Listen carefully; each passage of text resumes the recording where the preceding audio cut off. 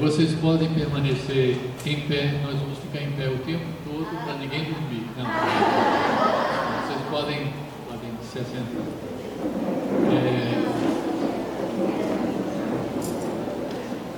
Nos Estados Unidos, o pessoal cristão, eles têm um dizer lá, eles falam, não é todo mundo, claro, mas tem essa piada, e piada de americano é diferente do que a piada de brasileiro, né? Você sabe, né?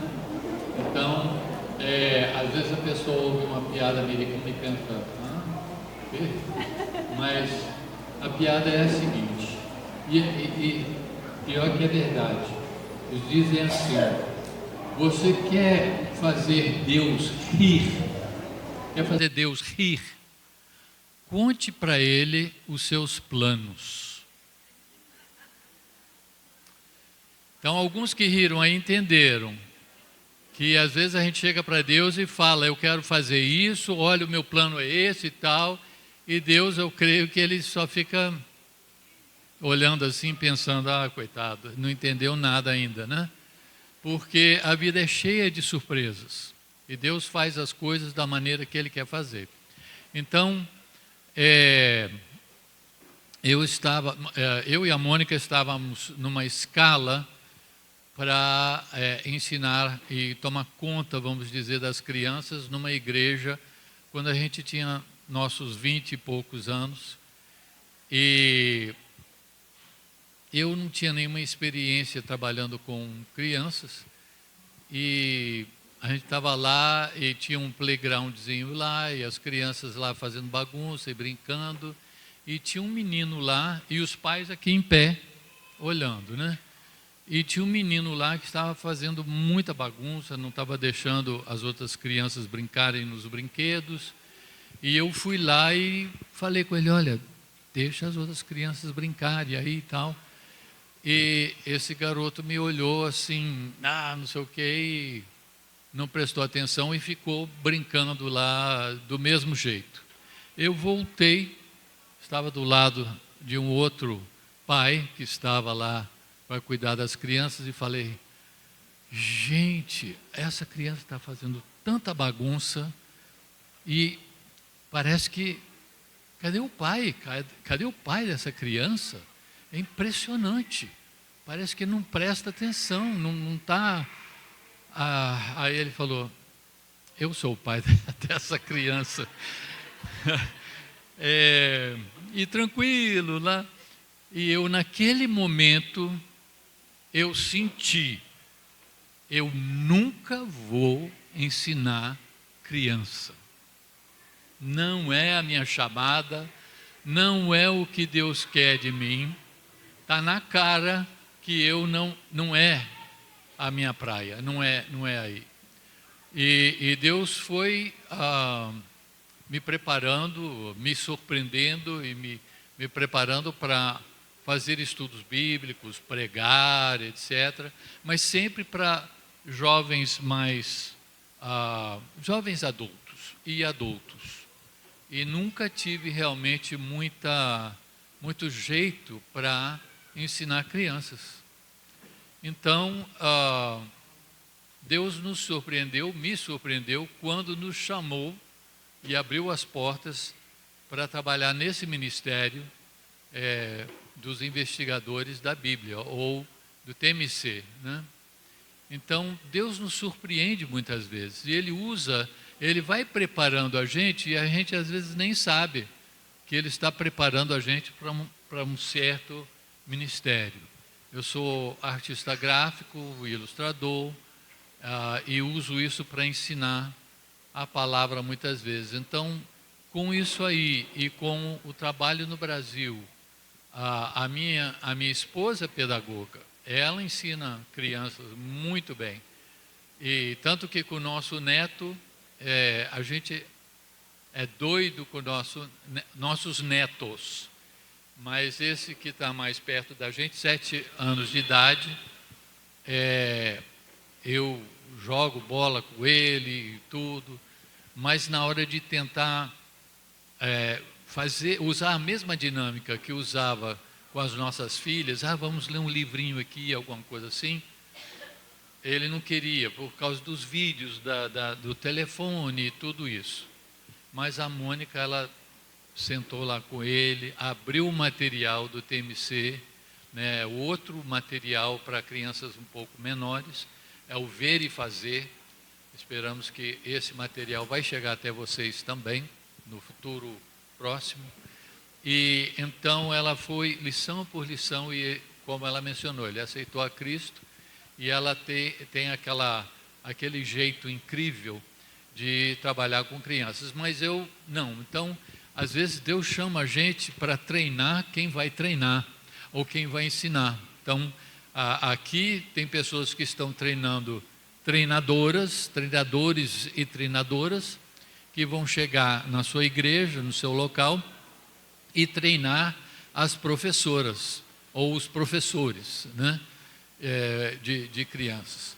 E tudo isso aí é parte desse ministério, essa visão que Deus nos tem dado de alcançar as crianças. Então é muito importante isso, porque, como já foi mencionado aqui, tem sido um tema muito colocado, muito discutido, o fato de que nós estamos numa guerra.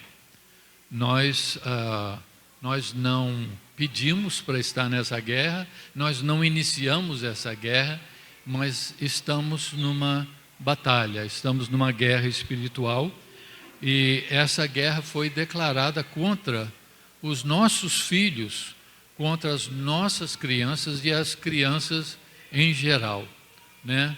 A gente sabe que as crianças são como que as meninas dos olhos de Deus, são muito especiais para Deus, e por causa da sua pureza e tudo isso, mas também pelo fato de que as crianças, elas, como foi tão bem colocado aqui, elas estão naquela fase onde quem chegar primeiro realmente vai estar conseguindo influenciar mais e mais. Nós sabemos que essa guerra começou de maneira mais direta nas universidades, mas depois mais para as escolas, etc., até chegar no público infantil. Mas, claro, sempre através de programas de criança na televisão e etc., já o secularismo e tudo isso já vinha entrando. Mas hoje está uma verdadeira ameaça. E nós precisamos, como igreja, nós precisamos preparar as nossas crianças, os nossos jovens, especialmente aqueles que pensam em ir para a universidade, e nós precisamos chegar ao ponto em que nossas crianças tenham uma experiência pessoal, porque a criança realmente ela é muito influenciável. Então ela chega aqui num contexto da igreja, vê os adultos adorando a Deus e buscando a Deus, então é mais fácil.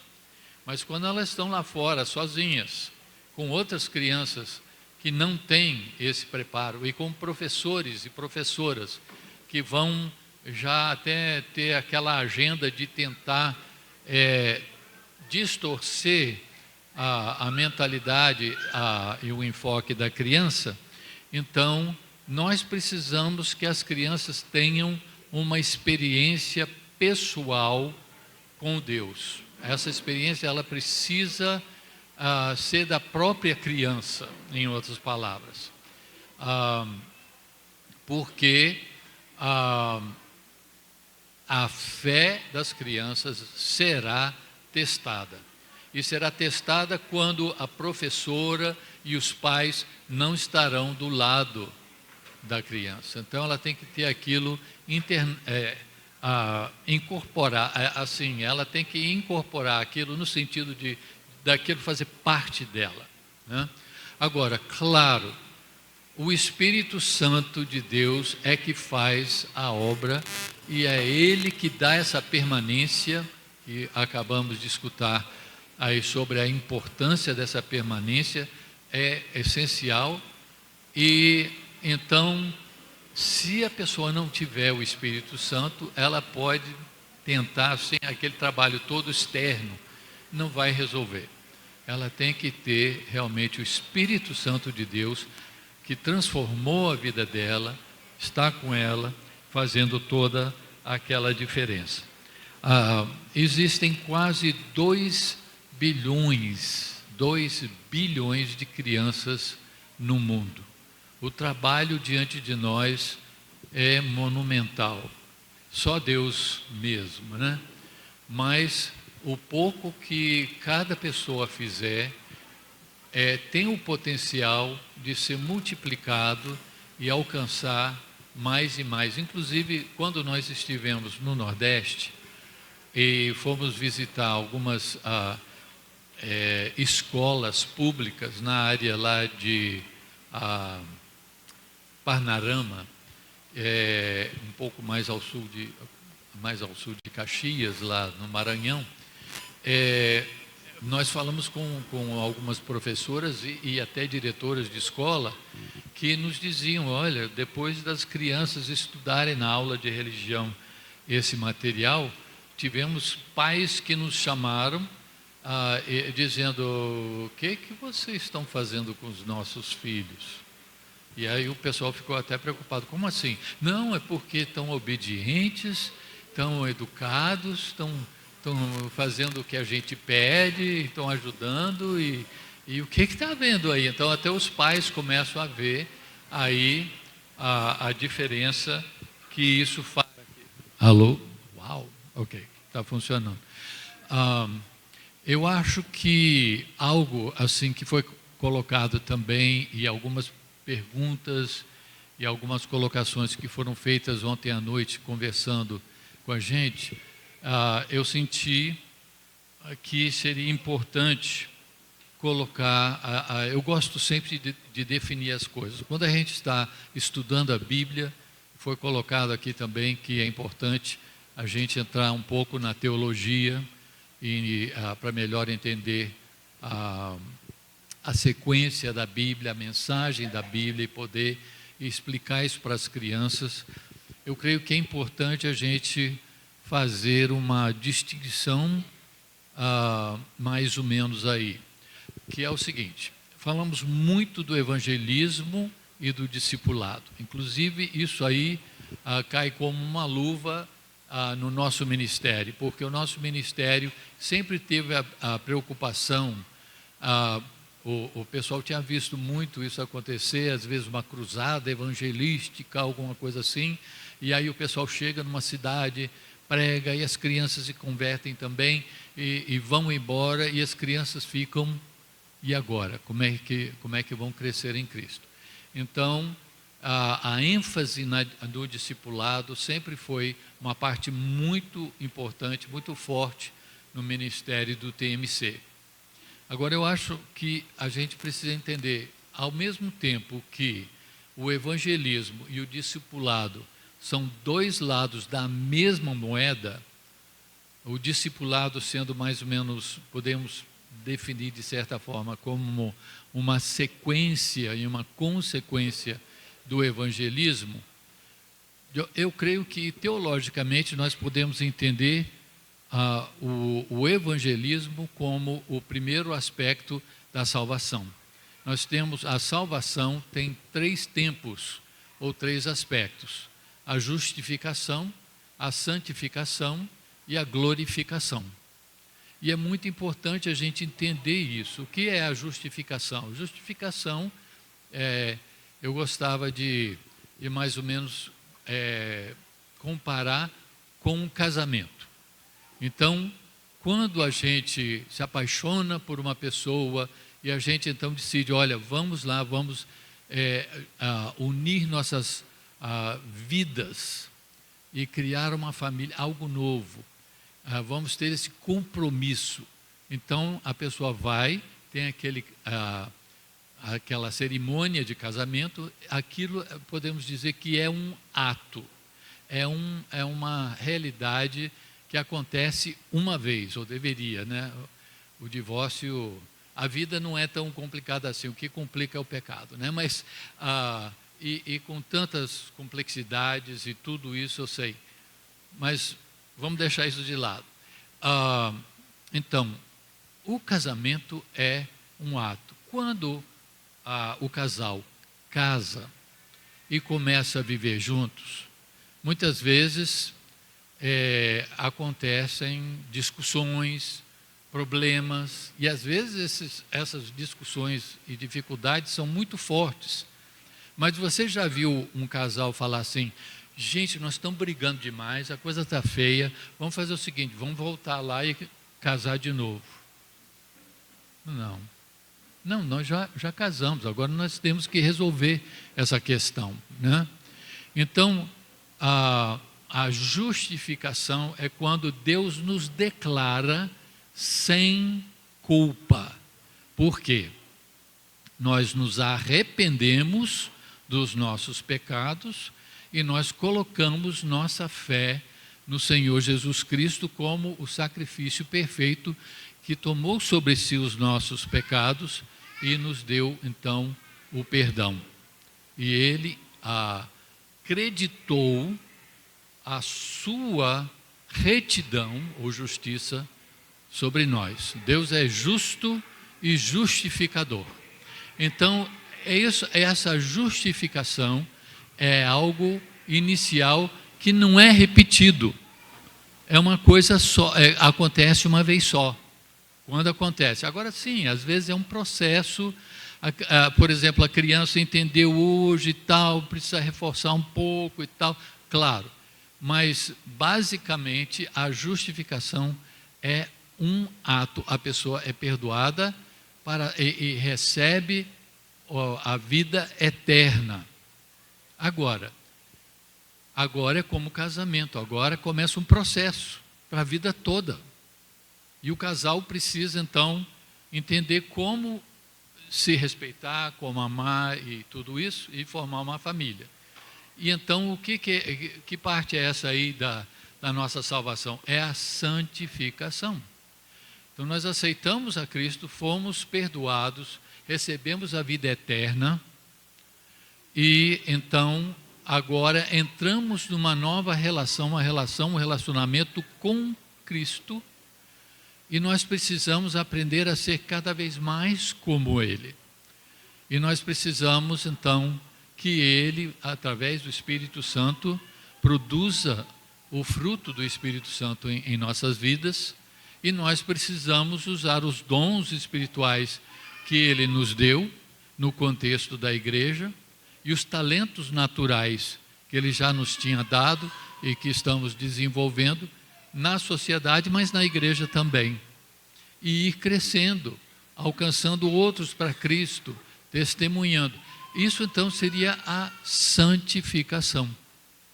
Então eu creio que podemos ver o evangelismo com enfoque na justificação e o discipulado com enfoque na santificação. E eu acho que isso pode talvez nos ajudar a ter isso mais claro em nossas mentes e ao ministrar às crianças. Vamos voltar aqui um pouco e falar um pouco sobre o TMC. Ontem nós mencionamos alguns números. O nosso relatório anual do ano que tem a ver com 2024, o relatório anual sempre vem um ano depois, né, relatando sobre isso. Vocês que já receberam um treinamento do TMC sabem do valor imprescindível, podemos dizer, para o nosso ministério e a continuação do ministério no Brasil, dos relatórios, né, os relatórios sobre quantas crianças participaram, quantas aceitaram a Cristo e tudo. Por quê? Porque aí é feito esse relatório anual, e aqui nós temos os números. Eu vou só ler os resultados aqui. Total de países em que o TMC está ministrando, 112. Total de crianças matriculadas durante o ano, nesses 112 países, né? 13.624.809. Decisões para salvação. Bom, antes disso, quantas receberam certificado de conclusão, ou seja, ficaram lá até o final, terminaram. Desses 13 milhões, quantos? 10.478.508. Então, são números expressivos. E quantas decisões para a salvação?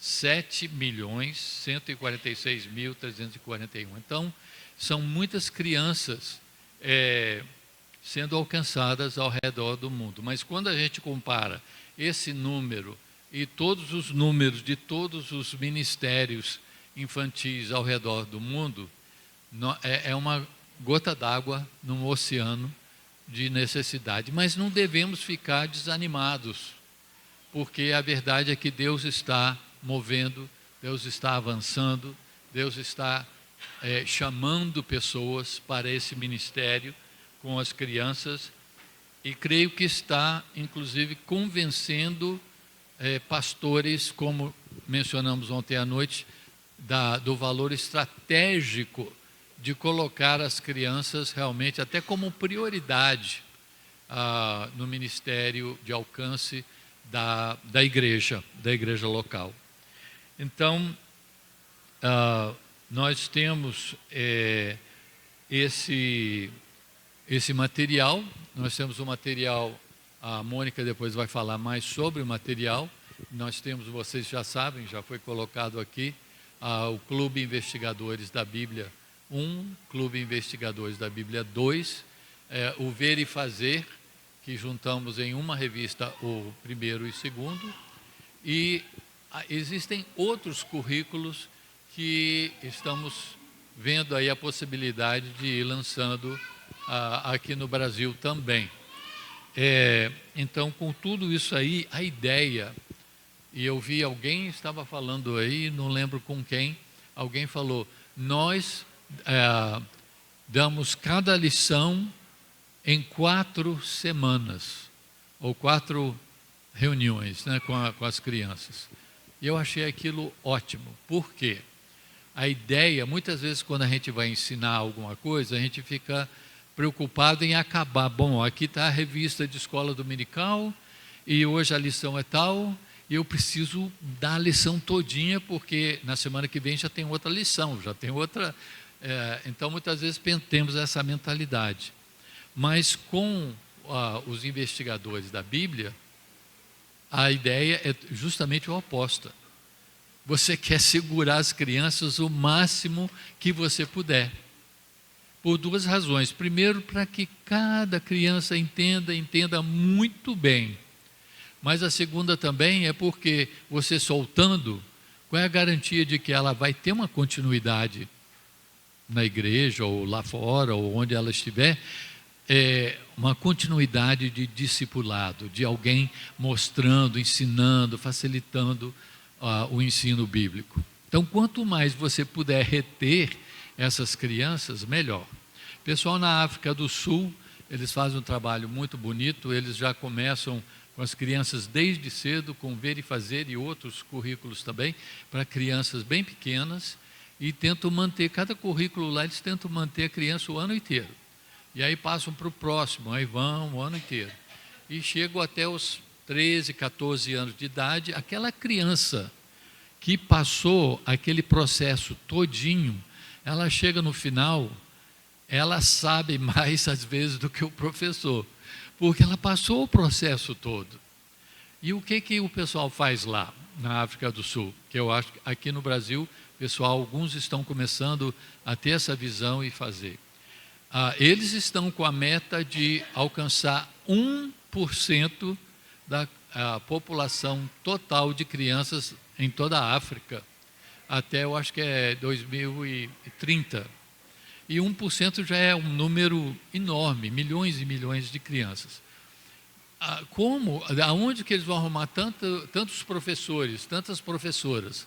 Aonde? Como que falaram? A criança que vai e passa por esse processo todo, nós vamos treinar, vamos selecionar, vamos ver, sentindo de Deus, vendo o potencial de certas crianças, a disciplina, o entendimento, a paixão, o chamado, e então selecionam algumas daquelas crianças que passam a ensinar um clube.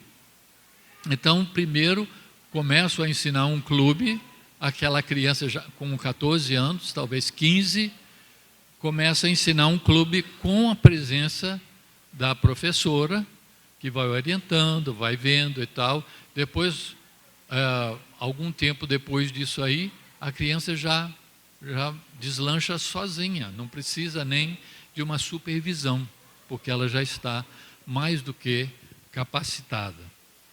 Então, esse trabalho no Brasil tem sido feito mais, nós trabalhamos com algumas igrejas, algumas organizações um pouco menores, e o que tem ocorrido é que nós temos duas parcerias principais no Brasil. A primeira é com a APEC, e foi até alguém da APEC, que aliás hoje é o diretor, um dos 3 diretores, né, o Dalierson, que indicou a irmã Sueli, porque ele é do Maranhão, ou estava no Maranhão na época, e ele falou, olha, tem uma irmã aqui, muito dinâmica, e ela quer alcançar, ela precisa de 6 mil. Eu queria agora terminar essa parte e entrar numa outra parte um pouco diferente, que seria, eu não quero dizer que é um sermão, porque aí vocês vão ficar com sono e dormir, mas é um estudo de uma parte da Bíblia que eu sei que vocês conhecem muito bem, mas vale a pena a gente ressaltar e destacar algumas coisas. Se vocês quiserem abrir suas Bíblias, hoje em dia a gente tem que falar acessar a sua Bíblia, né? Se quiserem acessar a sua Bíblia, ou abrir a sua Bíblia em Mateus 18, aquele capítulo tão clássico para o ministério infantil, e eu queria destacar algumas coisas desse trecho bíblico tão importante. Então, nós vemos lá em Mateus 18, de 1 a 14, Jesus falando com seus discípulos. Os discípulos chegam para ele, versículo 1, e perguntam, quem é o maior no reino dos céus? E a gente tem que entender a mentalidade dos discípulos. Os discípulos eram homens.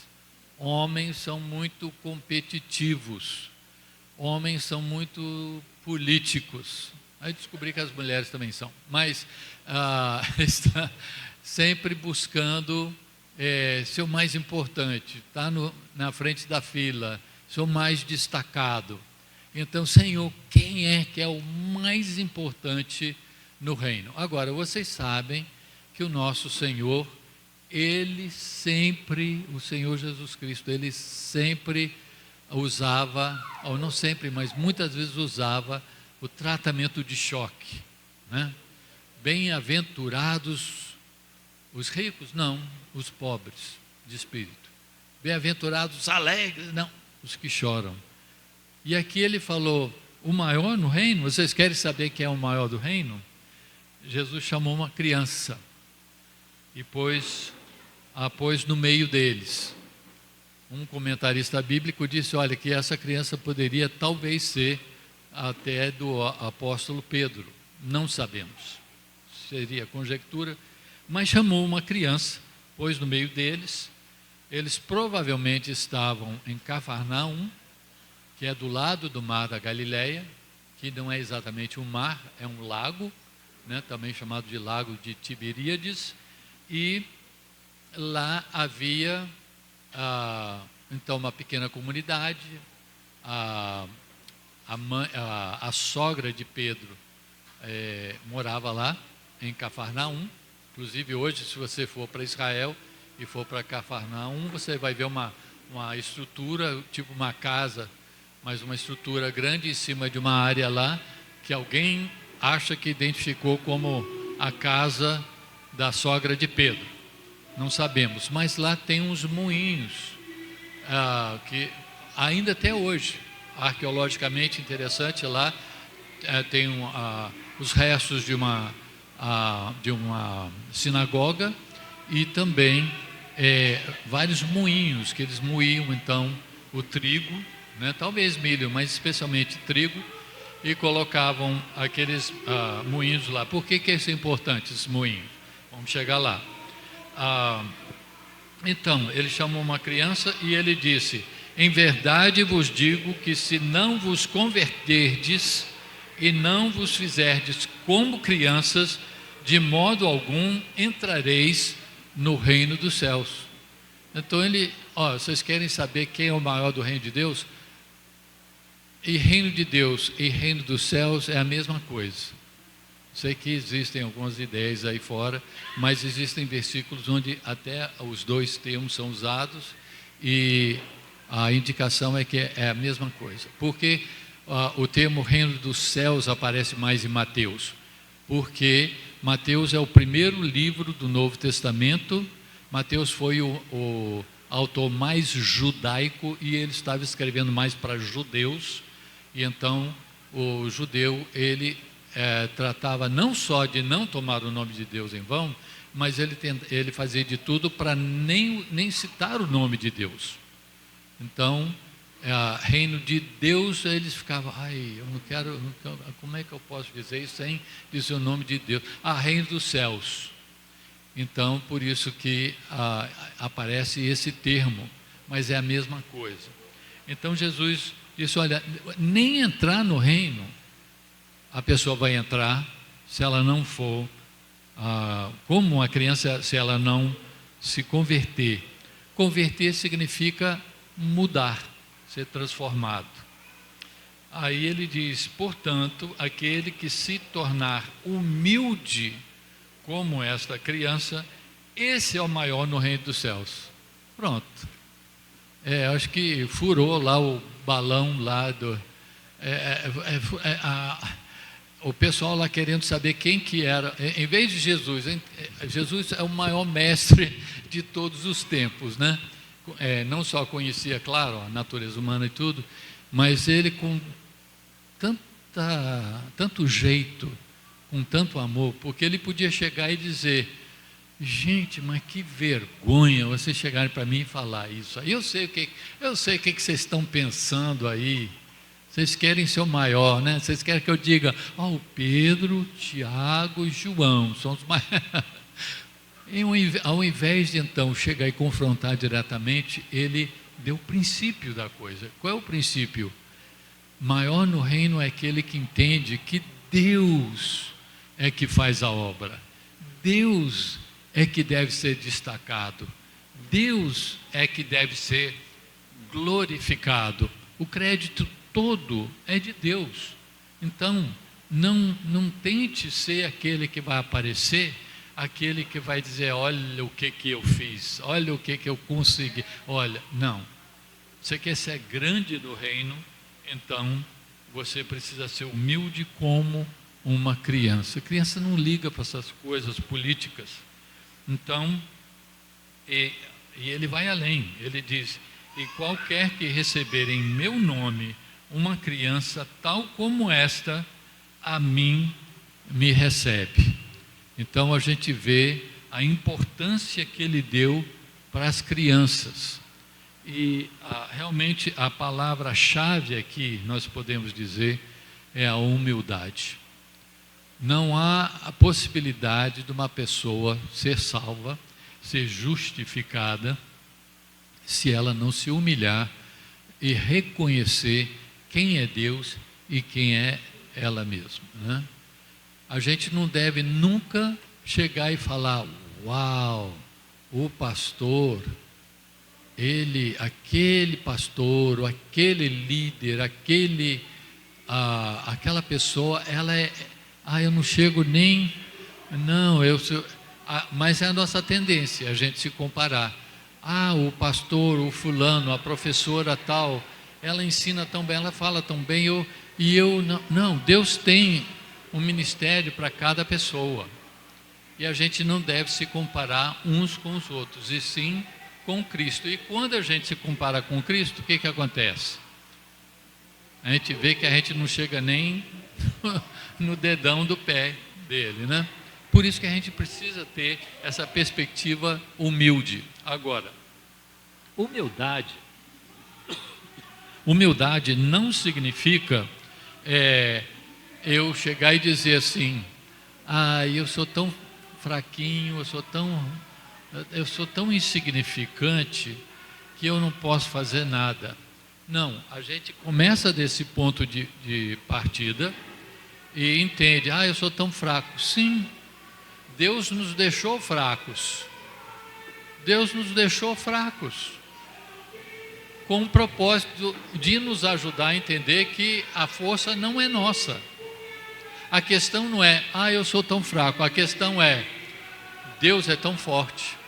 É como alguém já disse, você não diz para Deus, Senhor, olha como é grande o meu problema.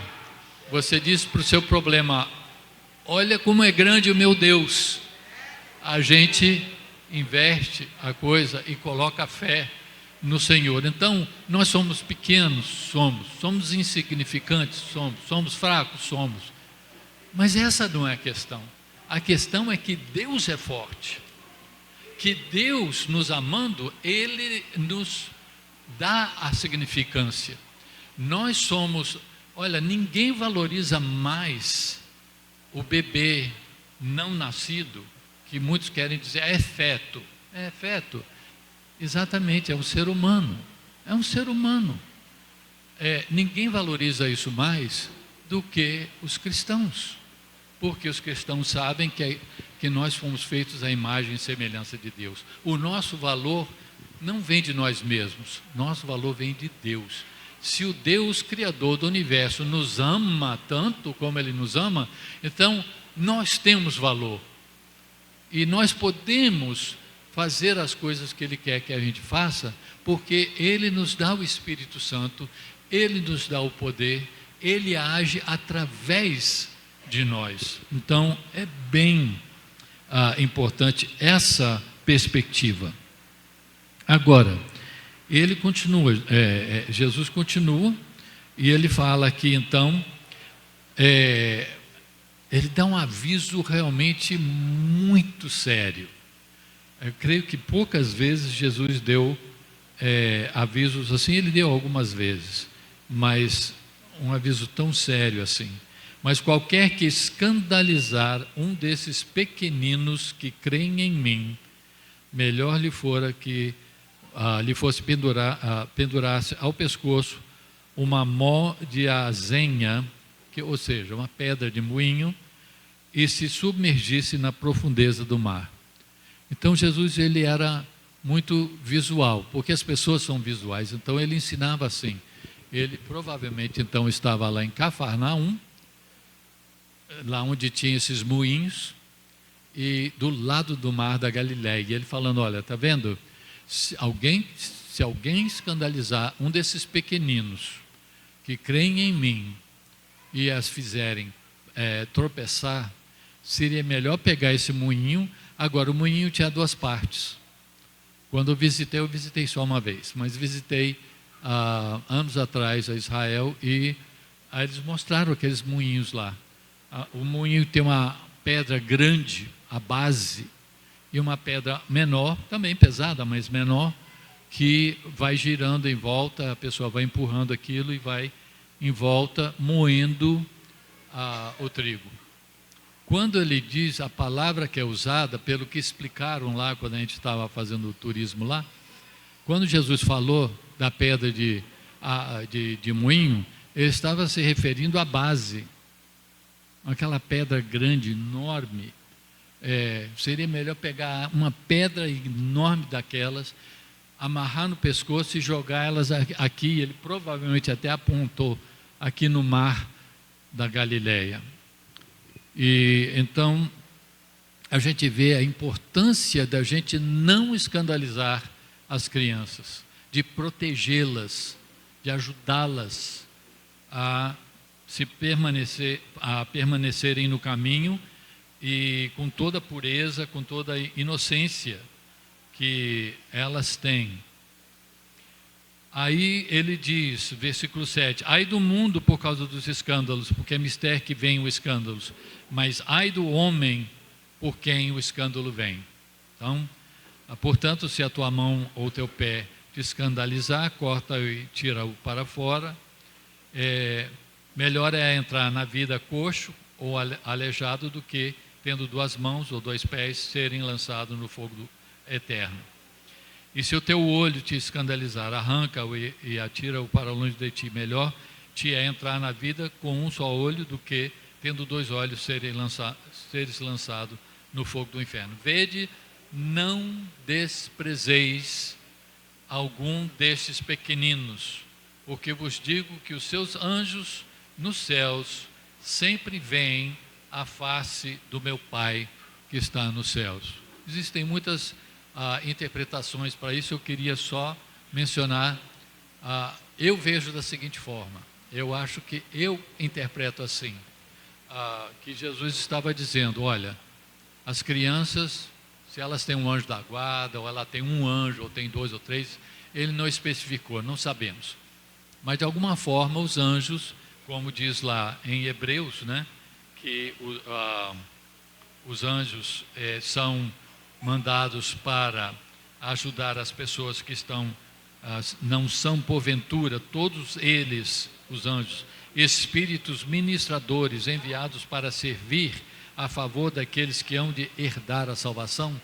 Então, que para aquela criança, é como se Jesus estivesse dizendo, olha, não mexa, não faça essa criança tropeçar, porque ela tem um anjo, ou existem anjos que vão e se apresentam diante da presença de Deus, e elas dão um relatório, como a gente vê mais ou menos lá em Jó, né? E elas dão um relatório daquilo que está passando, e você não quer que Deus fique sabendo que você fez aquela criança cair.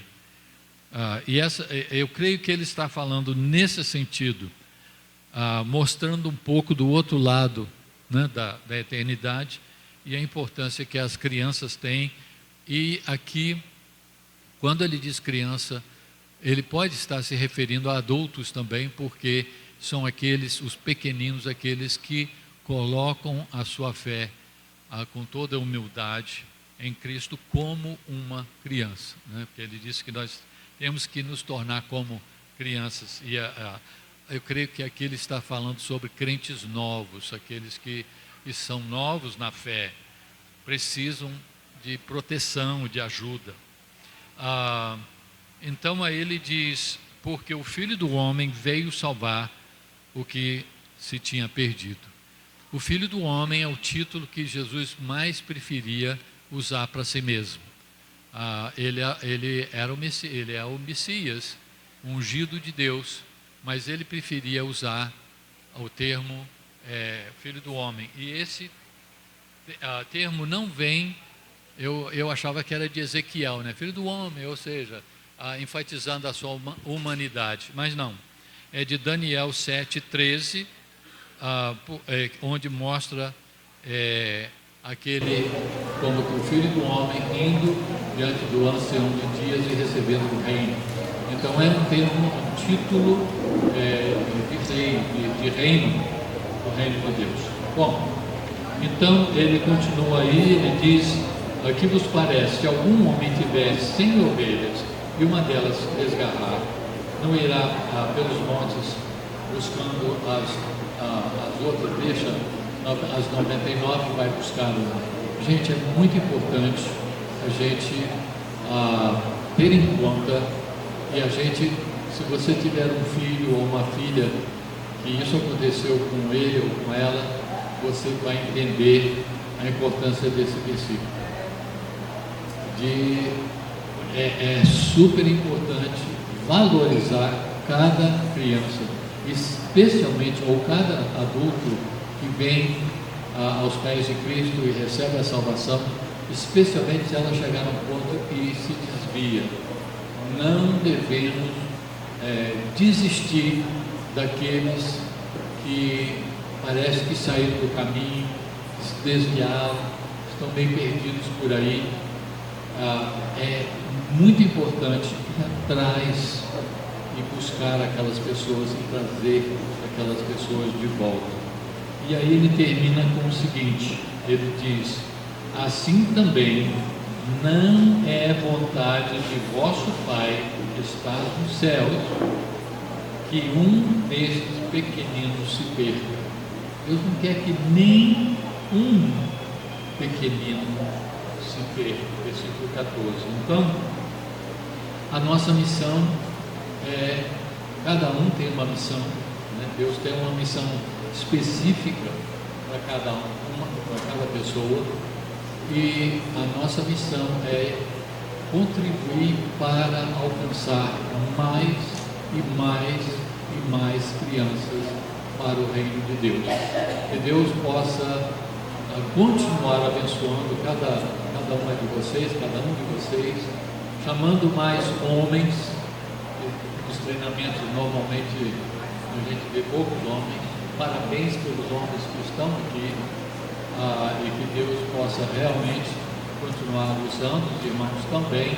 As crianças precisam de um bom modelo masculino também, né? O que é ser um homem de Deus? Como age, como fala, como trata as pessoas, precisam desse exemplo também. Claro que precisam das tias, né? Das professoras, mas precisam também dos professores. Então, que Deus possa abençoar a cada um. Quando nós estávamos terminando, tenho 7 segundos, não vai dar. Não, Andréia, não sei se... está aí.